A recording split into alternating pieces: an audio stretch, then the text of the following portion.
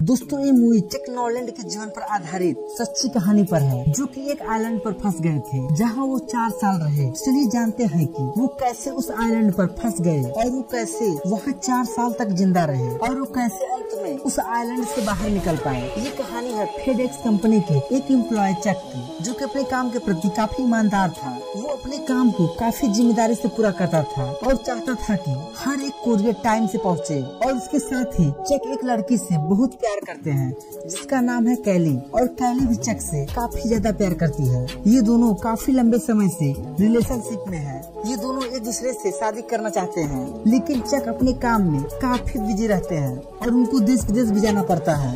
इसी वजह से इन दोनों की अभी तक शादी नहीं हो पाई। क्रिसमस भी आ जाता है और चक को मलेशिया जाना होता है। चक किसी तरह से कैली को मना लेते हैं और बोलते हैं कि न्यू ईयर हम साथ में मनाएंगे। और जाते हुए चक कैली को क्रिसमस का गिफ्ट देते हैं और कैली भी एक गिफ्ट देती है, जो कि एक घड़ी होती है जिसमें कैली की फोटो भी होती है। चक मलेशिया के लिए निकल जाते हैं। जब उनका प्लेन महासागर के ऊपर से उड़ रहा था तभी एक भयानक तूफान आ जाता है, क्योंकि ये फेडेक्स कंपनी की प्राइवेट प्लेन थी जिसमें 4 ही लोग रहते हैं और बाकी लोगों का सामान होता है और पार्सल होता है। समुद्र में इनका प्लेन गिरने के बाद सारे लोग मारे जाते हैं और इसमें बचता है सिर्फ चक। चक एक एयरबोट पर बैठता है और समुद्र का तूफान उससे अपने साथ बहा कर ले जाता है। और जब सुबह उसकी आँख खुलती है तो वो एक टापू पर रहता है। उससे वहाँ दूर दूर तक कुछ भी दिखाई नहीं देता। वो वहाँ काफी जोर जोर से आवाजें भी लगाता है, लेकिन उसका भी कोई फायदा नहीं होता। जिसके बाद वो रेत पर HELP बड़ा बड़ा लिख देता है, जिससे ऊपर से कोई प्लेन जाए तो उसकी मदद हो जाए। रात जाने पर चक सो जाता है। सुबह जब देखता है तो उसका रेत पर लिखा हुआ HELP मिट गया रहता है। इसके बाद चक लकड़ी के बड़े बड़े टुकड़ों से हेल्प लिखता है। उसे लगता है कि शायद कोई इससे मेरी मदद कर देगा। इसे देखकर इसी के साथ चक को इस आइलैंड पर फेडेक्स के कुछ पार्सल भी दिखाई देते हैं, लेकिन उन पैकेट में भी कुछ खाने का सामान नहीं रहता। चक को प्यास लगती है पर वो समुद्र का पानी नहीं पी सकता। तब वो कच्ची नारियल इकट्ठा कर लेता है, लेकिन नारियल का पानी निकालना इतना आसान नहीं होता। काफी मेहनत के बाद इस नारियल से पानी निकाल लेता है, लेकिन उसका सारा पानी नीचे गिर जाता है और बहुत प्रयासों के बाद चक नारियल से पानी निकालना सीख जाता है।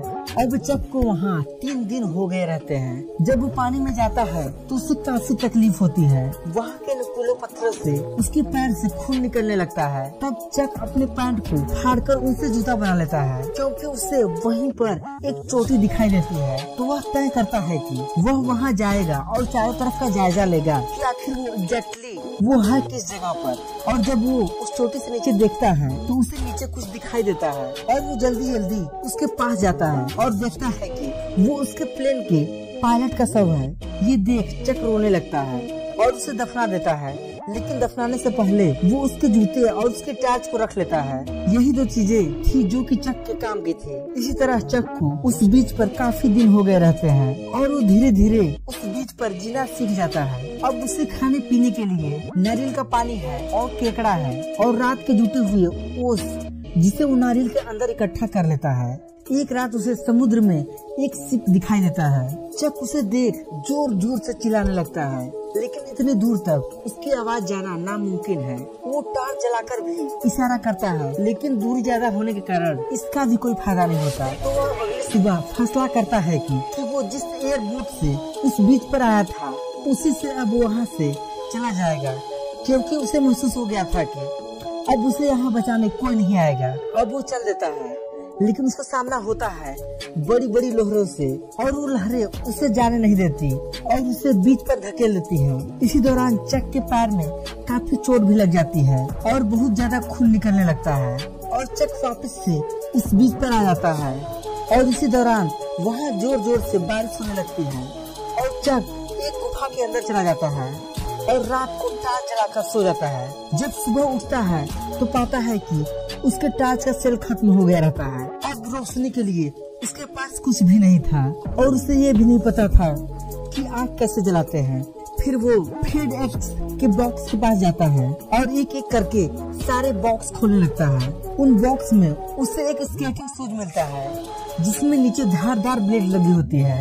अब उसके पास नारियल फाड़ने के लिए एक हथियार मिल गया था, जिससे वो लकड़ी को धारदार बनाकर उससे आसानी से अब केकड़े और मछली भी पकड़ लेता था। लेकिन चक उन्हें कच्चा नहीं खा सकता था तो आग जलाने की कोशिश करता है, जिसमें उसका हाथ कट जाता है, जिससे चक बहुत गुस्सा होता है और जोर जोर से चिल्लाने लगता है। जब वो बैठकर नारियल छील रहा होता है तो उसके दिमाग में एक आइडिया आता है कि वो 2 लकड़ियों को रगड़ने से आग उत्पन्न हो सकता है। फिर वो ट्राई करता है और आग जल जाता है। और काफी दिनों के बाद चक को इस टापू पर आज एक खुशी मिली है। उसके पास रखे सामानों में फुटबॉल होता है, जिसमें चक का ब्लेड लगा रहता है। चक अपने हाथ से उस फुटबॉल पर आँख नाक मुंह बना लेता है और उससे बातें करने लगता है। उस फुटबॉल पर विल्सन लिखा होता है, तो चक भी उसे विल्सन कह के बुलाता है। अब उस टापू पर चक को एक दोस्त मिल गया था और धीरे धीरे करके चक को अब इस टापू पर 4 साल हो गए हैं और उसकी दाढ़ी बाल काफी ज्यादा बढ़ गए हैं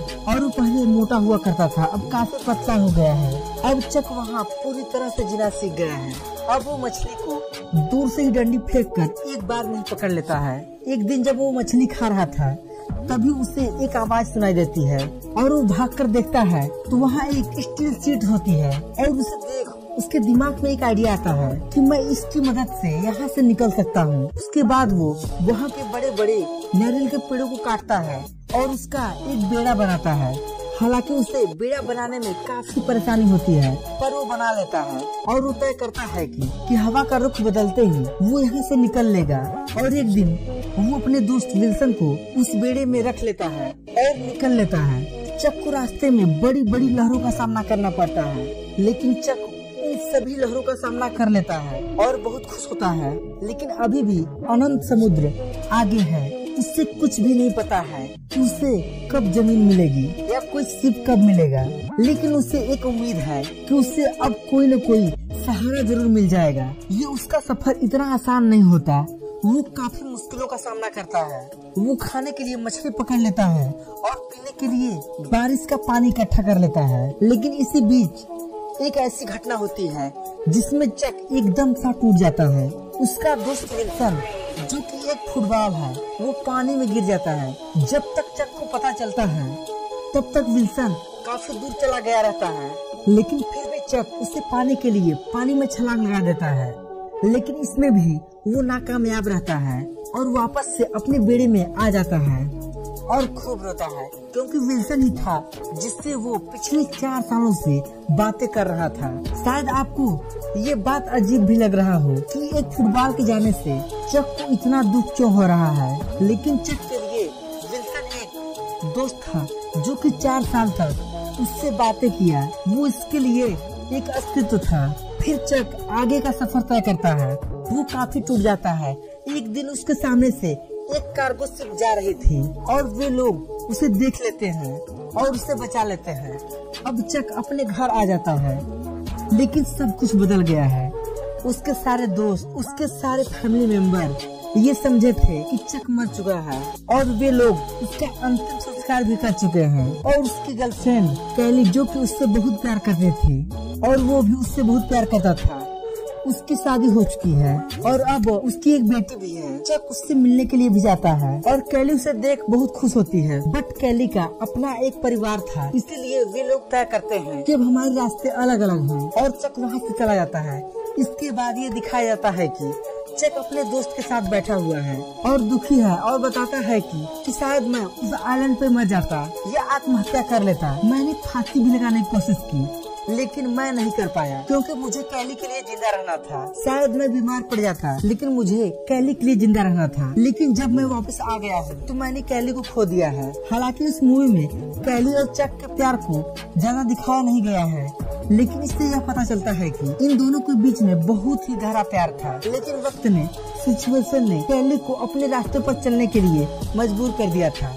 अब चक बिल्कुल अकेला था और अंत में ये दिखाया गया कि चक के पास अभी भी एक पार्सल बैग है जिस पर विंग्स बने हुए हैं। दरअसल उसके पास ये लास्ट पार्सल बैग होता है जो उस बीच से चक लाया था। उसने ये तय किया था कि मैं इस पार्सल को डिलीवर जरूर करूंगा और वो उस पार्सल को डिलीवर करने के लिए जाता है, लेकिन उस घर पे कोई नहीं रहता है। वो उस बैग को वहीं रख देता है और लिख देता है पार्सल सेव माई लाइफ, चक नॉलैंड। दोस्तों, ये फिल्म 22 दिसंबर सन 2000 में रिलीज हुई थी और इस फिल्म का बजट $90 मिलियन था और इस फिल्म ने कमाए थे $490 मिलियन।